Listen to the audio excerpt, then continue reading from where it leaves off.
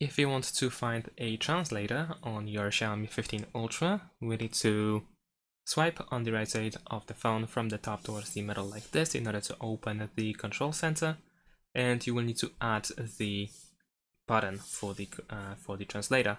So swipe all the way down so that you can see the edit button, and let's select it, and then over here in system toggles you need to find translate conversation, so we can tap on it in order to add it to the list, and then we can press this check over here in the top right corner, and then we can tap on the button in order to open the translator. Now at first it looks like this. Over here we can choose the language, the source and the target language, and then if you press the microphone and if you say something out loud, it will be registered by the phone and it will provide the translation to the other language.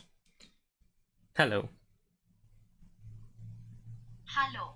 And there we go. And then of course the other person can use the microphone as well in order to say something out loud so that it can be translated to your language. Of course we can also switch the view. Over here in the top left corner we can tap on this icon in order to switch to face, and then it looks like this. We have two sides. And that's pretty much it. This is how we can use a translator on Xiaomi 15 Ultra. Besides that, we can tap on this setting icon here in the top right corner in order to, for example, enable recognize language and then also auto translate.